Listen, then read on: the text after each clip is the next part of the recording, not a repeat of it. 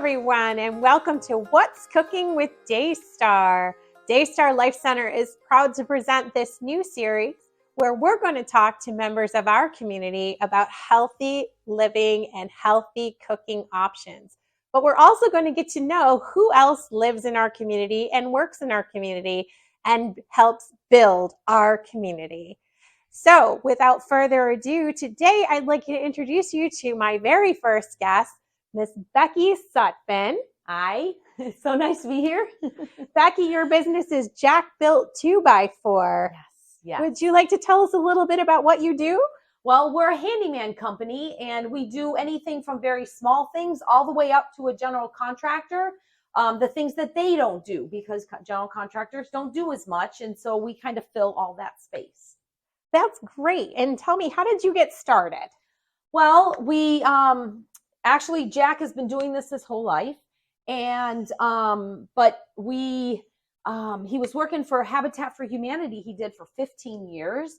And after he left that company, we started our own business in COVID, because that's when a lot of things changed. And we started our company, and it just flourished from there. Okay. So you've been your own company, Jack Built 2x4, since about 2020. So Since 4 2020, years now? About 4 years now. That's yes. wonderful. Yes. That's wonderful. And what would you say are some of the projects that you enjoy helping community members with the most? Well, we do anything from like changing out a doorknob, because it seems so simple, and it really isn't. So we do something like that, but we also do a lot of carpentry work.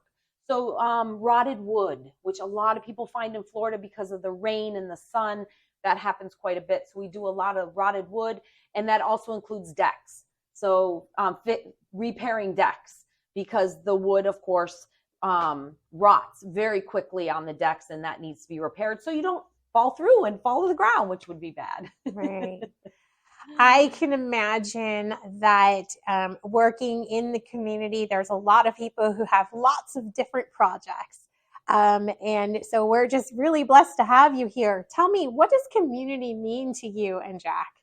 Community means a lot to us, especially since back in 2005, our son was diagnosed with diabetes, and we lost our home. And but fortunately, Jack was working for Habitat for Humanity, which we learned was such an amazing program, because we were working through it. We actually got a house through Habitat for Humanity, which was amazing. And since we went through that whole program, that helped us to give that leg up so that we can do better. We started our own business, and we couldn't have done it without the community. And that's why we like to give back to the community. That's an amazing story, and we're so glad that you were able to overcome challenge with the help of the community. Yes. And that you have the tenacity and the enthusiasm and the willingness to put in the work to change your life through adversity. Yes. And so we are just so blessed that you are here with us as a guest today. I'm blessed that I can be.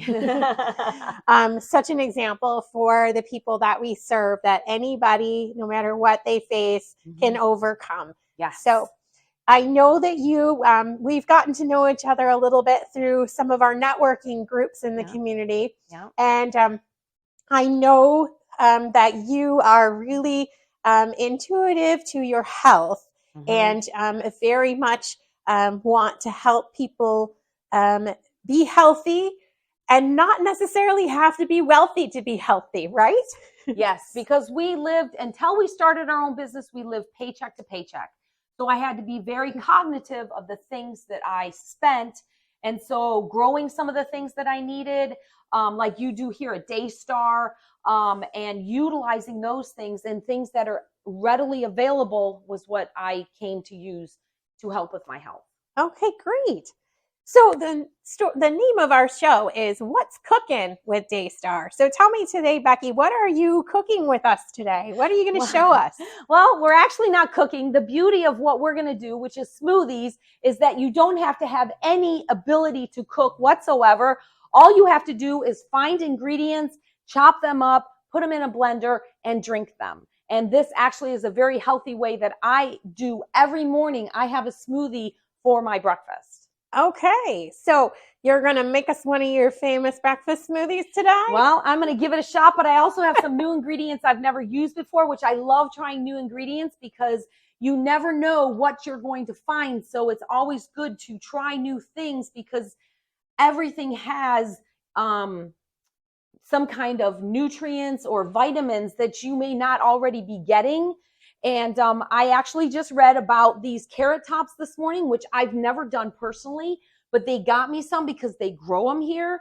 And the carrot tops are good for digestion, which is something that I struggle with. So that's even a thing that I'm probably going to start adding to my smoothies. Wonderful. All right. So just so all of our followers know, if you're watching today's episode, we will make sure that the recipe for Becky's smoothie will be available in the description of our show.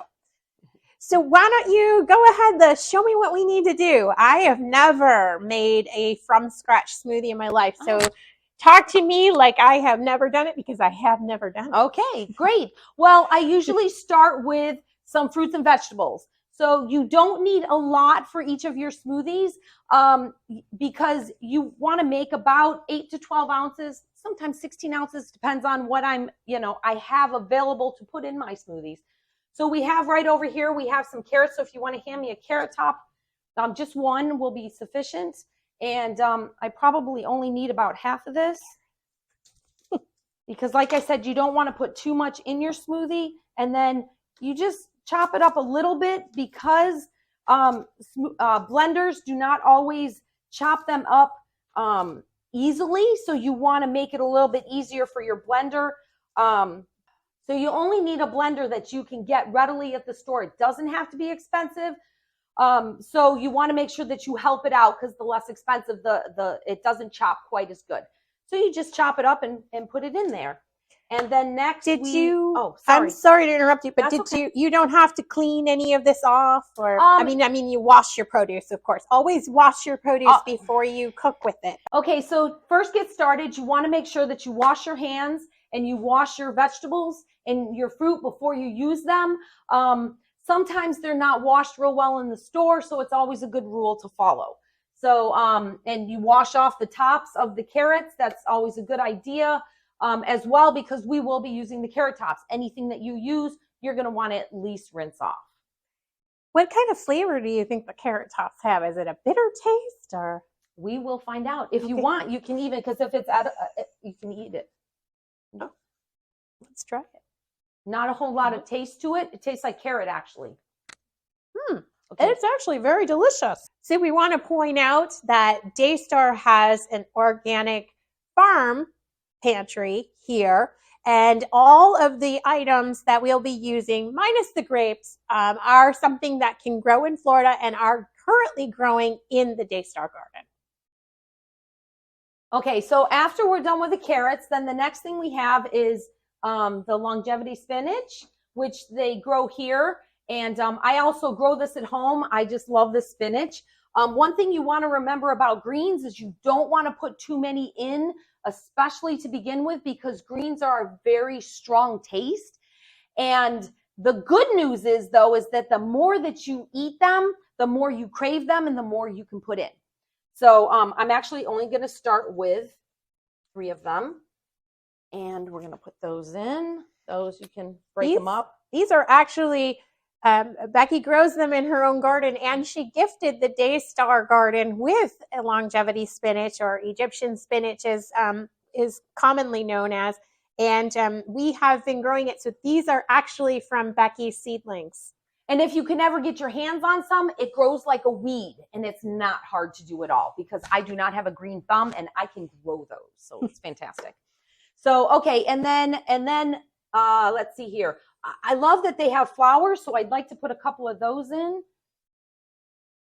These are our edible flowers. Edible flowers. Do you know what they're called? I've never had them before, so I'm very excited to try these. Whoops, as I dropped them. I don't know what those are. I know we grow nasturtium. They smell good too. Oh, wow. Those smell delicious. Make sure, though, not all flowers are edible. Make sure that you check to find out if something is edible before you eat it. Very important. They also have collards and papaya, of which the papaya is not ripe yet today, but we have enough greens in here. Again, if you put too much, it's going to be too strong. But these are fantastic. You can even use half a leaf, depending on how much you want to put in there. I'd probably use a leaf about this size or a half of this size. Again, depending on how much you can handle in greens. And then I would put some grapes in. So we have some green grapes. So I'm going to put 3 green grapes, and red grapes a little smaller. So I'm going to put 4 red grapes in there, and then a banana. So bananas can be either on the greener side or on the riper side. It just depends on what is available. And if they are greener, they have less sugar. But when they're more ripe, they have more sugar, but they're definitely creamier. Another substitute for bananas is avocado, which is a really good substitute because there's no sugar and high good fat. Yep. Yes, we had talked about that earlier. So you probably only need about a half a banana to put in there. And I am a chocolate lover. So what I do is this is a lot of cocoa, but I like a lot of cocoa. It's about a tablespoon of cocoa that I put in. You can put in whatever you like for cocoa. Just know that cocoa in and of itself is very bitter, so you don't want to use too much. So, and then cinnamon is really good for you. Many different things that you can do. And so I like to put cinnamon in, but again, that's a very strong. So I just put about a half a teaspoon of cinnamon in there as well. So if you don't have the baking cocoa, what would you substitute? You can substitute vanilla. You can substitute, you can just do cinnamon if you want, or you don't have to do anything, because the next thing I use is almond milk. You can use regular milk. I can't have regular milk, some can't. So I use almond milk. I choose it unsweetened, so you're having less sugar, because you don't want to put in sugar that's not already there from the fruits. So what I do is I take the milk and I cover, and that's a lot of milk. Now, milk can get expensive. So if you don't want to use as much milk, you can use water. And you don't even have to use milk at all. You can just use water. I like the creaminess, so that's what I use, but you can mix it up any way you want. So I will cover here. Now, another thing I do at home is I freeze everything. I freeze bananas, I freeze grapes, I freeze, I've also used, I take canned pineapple. You can get that very inexpensive at the store. Mm-hmm. I'll take a tablespoon and put it in ice cube trays, and I'll freeze it that way. Well, and then brilliant. I just throw the ice cubes in. Ice is good because it cools it off. When you use a blender, it's going to warm it up. So you want to use something to make it colder. So that's where I use ice cubes or frozen fruit to help with that. So we put those in, and that's about all we need to put in there. And then we're going to go ahead and, okay, let's see if I can figure out how to do this. There we go. Push it down. Some are harder than others. Oh, that's because I have the spout wrong. There we go. Okay, so we're going to go ahead and put it on here. Selection, which this one does as well.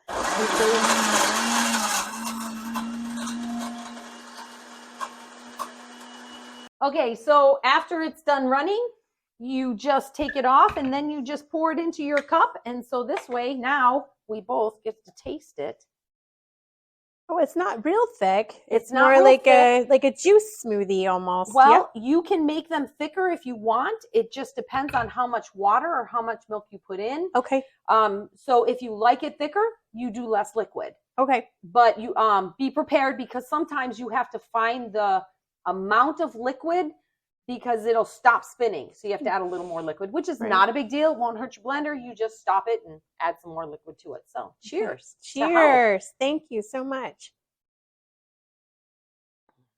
Oh, that's really good. Mm-hmm. Mm-hmm. Yeah, that's really good. First one I've made like this with the carrot tops, and it's really good. Excellent. Yeah. So we did not do this morning. We used these ingredients. Now, there are a few other things that you can add to a smoothie that will give you protein and help sustain you through a longer morning.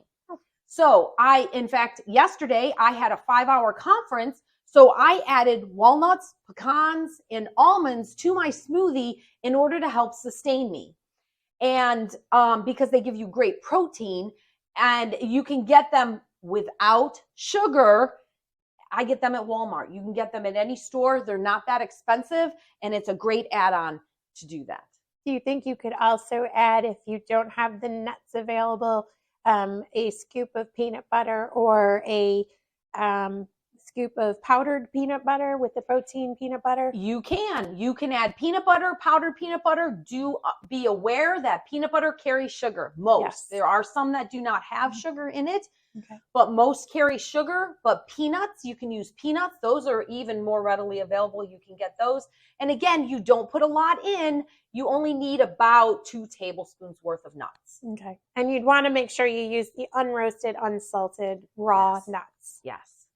Thank you so much, Becky, for sharing this wonderful recipe with us today.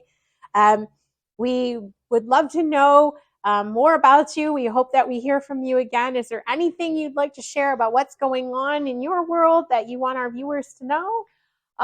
No, just that Daystar is amazing. I know it's about, she was asking about me, but I love this place because back when I was living paycheck to paycheck, I really could have used a place like this. And I just love what they do here, helping people to just get past the day-to-days and then helping you to get past that, which is what the community did for me. And I know it can be done. And all you need to do is, start one step. Thank you so much. That it really means a lot to us.